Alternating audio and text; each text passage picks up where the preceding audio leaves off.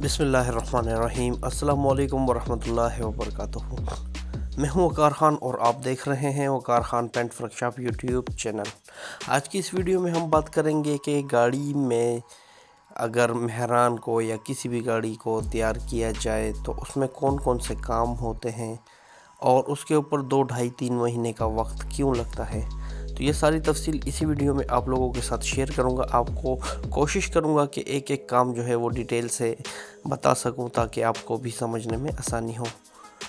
अगर गाड़ी की रेस्टोरेशन शुरू की जाती है तो सबसे पहले जो है गाड़ी पूरी कंप्लीट उसकी फ़िटिंग वगैरह जो है वो खोली जाती है। कंप्लीट फ़िटिंग खोलने के बाद वो डेंटर के हवाले होती है। डेंटर के हवाले जब होती है तो डेंटिंग का काम कम से कम 20 से 25 दिन में, अक्सर औकात अगर थोड़ी सी जल्दी की जाए तो 15 से 20 दिन में डेंटिंग का काम कंप्लीट होता है। डेंटिंग का काम कंप्लीट होने के बाद फिर गाड़ी जो है वो पेंटिंग के काम प्रोसेस में आती है। तो पेंटिंग के प्रोसेस में भी कम से कम 15 से 20 दिन रिक्वायर्ड होते हैं।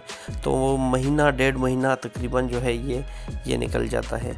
उसके बाद फिर जब पेंटिंग कंप्लीट हो जाती है तो फिर उसमें जो है अगर बात की जाए उसके हवाले से, वायरिंग के हवाले से, तो कम से कम 2 से 3 दिन कंप्लीट वायरिंग को चेक करके अच्छे तरीके से एक एक चीज़ को अपनी अपनी जगह पर लगाकर फिट करने में 2 से 3 दिन वो लग जाते हैं। फिर उसके बाद मैकेनिकल अगर बात की जाए तो इसमें साथ साथ मैकेनिकल काम भी चलता रहता है।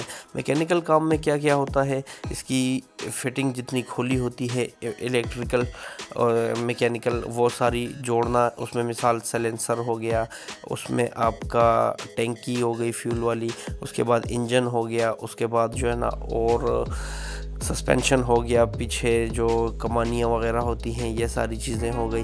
ये सारी खुलते वक्त तो खुल जाती हैं, पर फिट करते वक्त एक एक चीज़ को साफ़ करना और उसको जोड़ना कम से कम 4-5 दिन इसमें भी रिक्वायर्ड होते हैं। लोग तो कहते हैं कि एक दिन में सारा हो जाएगा, पर एक दिन में तो सिर्फ फिट हो जाएगा, पर उसे सिर्फ फिट करना नहीं होता, उसको अच्छे तरीके से अपनी जगह पर बिठाना, अपनी जगह पर उसकी हर एक चीज़ लाइन लेवल जो है वो पूरा करना, इसमें टाइम लगता है हर एक चीज़ को अगर प्रोफेशनल की तरह किया जाए। जब कम से कम 2 महीने आपके इन कामों में पूरे हो जाते हैं, तकरीबन 1.5 महीना 2 महीने इन कामों में पूरे हो जाते हैं, फिर एक आधा दिन जो है वायरिंग उसका पोशिश वगैरह का भी लग जाता है। 1-2 दिन पोशिश वाले लग गए, फिर 1-2 दिन पोशिश वाले लगने के बाद गाड़ी को आगे पीछे घुमाना, कभी उसमें कहीं से टिक टिक की आवाज़ आएगी, कहीं से खड़ की आवाज़ आएगी, वो सारी चीज़ें करना, फिर उसकी अच्छे तरीके से सफाई करना, उसके बाद उसमें भी टाइम लगता है। फिर जो पेंट किया होता है उसकी कंपाउंड पॉलिश करना। तो ये सारी चीज़ों को मद्देनज़र रखते हुए कम से कम गाड़ी पर अगर फुल रिस्टोर की जाए तो कम से कम 2-2.5 महीने आराम से लग जाते हैं। बहरहाल अगर जल्दबाज़ी में काम किया जाए तो जल्दबाज़ी में हद मारो तो 1.5 महीने में फिर भी गाड़ी पर लग जाता है एक आसान हिसाब से। कभी जो है कोई काम निकल आएगा, कभी कोई काम किसी की वजह से रह जाएगा। और जितने भी कारीगर होते हैं वो सिर्फ़ और सिर्फ उनकी अपनी भी कोई ज़िंदगी होती है, अपनी भी कोई लाइफ होती है, तो अपने भी 100 काम होते हैं। बाज़ दफ़ा ऐसा ज़िंदगी का अपना ज़ाती काम निकल आता है कि जिसकी वजह से बंदे को तमाम दुनिया के काम जो है छोड़ने पड़ते हैं और अपना वो काम ज़रूरी करना होता है। जैसे कि फ़ैमिली में कोई मैटर आ गया, फ़ैमिली में कोई ऊंच नीच आ गई, कोई गमी खुशी आ गई, इस तरह की, ठीक है। तो ये चीज़ें भी मैनेज करनी पड़ती हैं। साथ साथ फिर इसमें सारी चीज़ें जब कंप्लीट हो जाती हैं, जब गाड़ी की फुल एंड फाइनल जो है जैसे कंप्लीट हो जाती है, उसके बाद भी गाड़ी में जो कंपाउंड पॉलिश होती है, फिर उसमें छोटे मोटे रंग वगैरह करना होते हैं। जितनी गाड़ी में काम हुआ होता है, अक्सर औकात नाअहल कारीगरों की वजह से गाड़ी में दोबारा टचिंग करनी पड़ जाती है।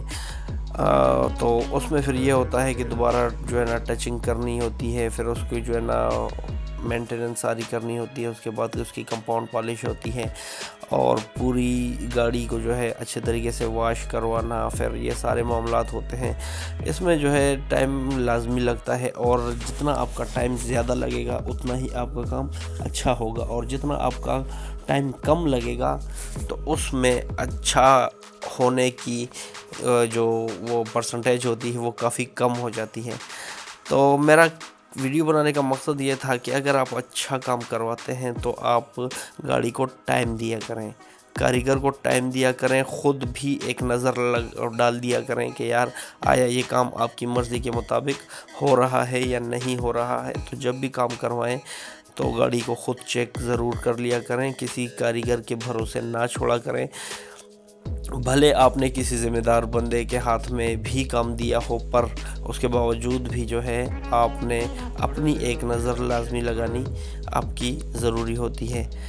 उसके बाद दूसरी बात करते हैं कि गाड़ी के ऊपर ख़र्चा कितना आ जाता है। अक्सर औक़ात लोग मुझसे ये पूछते हैं कि गाड़ी पर ख़र्चा कितना आता है। गाड़ी पर ख़र्चे के हवाले से मैं आपको बता दूं, बाज़ गाड़ियां होती हैं जो 3-3.5 लाख रुपया उनके ऊपर लग जाता है और फिर कंप्लीट तैयार होती हैं। बाज़ गाड़ियां होती हैं 1.5 लाख रुपए में जो है वो कंप्लीट तैयार हो जाती है। बाज़ गाड़ियां होती हैं 2.5 लाख रुपए में तैयार हो जाती हैं। बाज़ गाड़ियां ऐसी होती हैं जिन पर 5-5, 6-6 लाख रुपया भी लग जाता है और फिर भी वो गाड़ियां तैयार नहीं होती।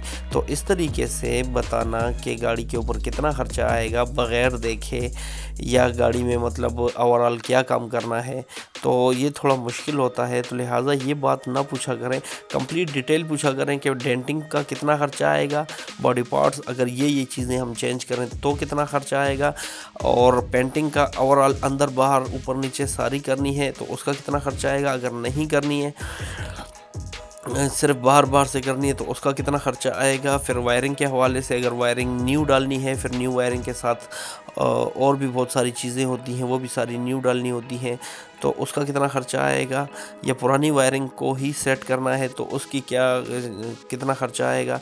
उसके बाद पोशिश का कितना ख़र्चा आएगा, पोशिश पुरानी ही ठीक करनी है या सिर्फ सीट कवर डालने हैं या उसको ओवरऑल जो है तैयार करना है, फिर लेदर में तैयार करना है या उसमें कपड़े में तैयार करना है या लेदर कपड़ा मिक्स करना है। तो इन हर एक चीज़ का जो है अलग अलग वो होता है, रेट होता है। दूसरी बात, बॉडी पार्ट्स के हवाले से मैं आपको बताता चलूँ कि बॉडी पार्ट्स में भी 3-4 किस्म की वैरायटियाँ होती हैं। 3-4 किस्म की वैरायटियाँ होने के बाद जो है ना फिर बंदा सेलेक्ट करता है कि आया मैंने कौन सी क्वालिटी इस्तेमाल करनी है, तो कौन सी क्वालिटी उसमें इस्तेमाल होगी तो उसके हवाले से रेट होता है।